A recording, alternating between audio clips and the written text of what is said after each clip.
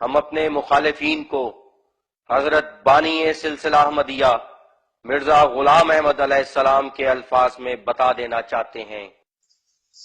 صادق تو اطلاعوں کے وقت بھی ثابت قدم رہتے ہیں اور وہ جانتے ہیں کہ آخر خدا ہمارا حامی ہوگا، اور یہ عاجز اگرچہ ایسے کامل دوستوں کے وجود سے خدا تعالی کا شکر ادا کرتا ہے، لیکن باوجود اس کے یہ بھی ایمان ہے کہ اگرچہ ایک فرد بھی ساتھ نہ رہے اور سب چھوڑ چھاڑ کر اپنی راہ لیں، تب بھی مجھے کچھ خوف نہیں۔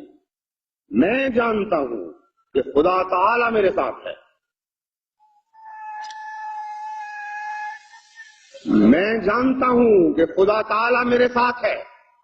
میں جانتا ہوں کہ خدا تعالی میرے ساتھ ہے۔ اگر میں پیسا جاؤں اور کچلا جاؤں اور ایک ذرے سے بھی حقیر تر ہو جاؤں اور ایک طرف سے ایذا اور گالی اور ہر ایک طرف سے ایذا اور گالی اور لعنت دیکھوں، تب بھی میں آخر فتح یاب ہوں گا۔ مجھے کوئی نہیں جانتا مگر وہ جو میرے ساتھ ہے۔ میں ہرگز ضائع نہیں ہو سکتا۔ دشمن کی کوششیں عبث ہیں اور حاسدوں کے منصوبے لا حاصل ہیں۔ اے نادانوں اور اندھو، مجھ سے پہلے کون صادق ضائع ہوا جو میں ضائع ہو جاؤں گا؟ کس سچے وفادار کو خدا نے ذلت کے ساتھ ہلاک کر دیا جو مجھے ہلاک کرے گا؟ یقیناً یاد رکھو اور کان کھول کر سنو کہ میری روح ہلاک ہونے والی روح نہیں ہے۔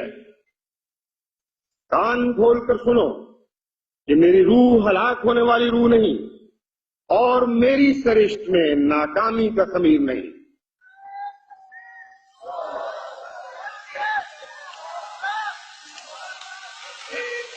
مجھے وہ ہمت اور صدق بخشا گیا ہے جس کے آگے پہاڑ ہیچ ہیں۔ میں کسی کی پرواہ نہیں رکھتا۔ آپ فرماتے ہیں میں اکیلا تھا اور اکیلا اپنے پر ناراض نہیں تھا۔ کیا خدا مجھے چھوڑ دے گا؟ کبھی نہیں چھوڑے گا۔ کیا وہ مجھے ضائع کر دے گا؟ کبھی نہیں ضائع کرے گا۔ دشمن ذلیل ہوں گے اور حاسد شرمندہ، اور خدا اپنے بندے کو ہر میدان میں فتح دے گا۔ میں اس کے ساتھ، وہ میرے ساتھ ہے۔ کوئی چیز ہمارا پیوند توڑ نہیں سکتی۔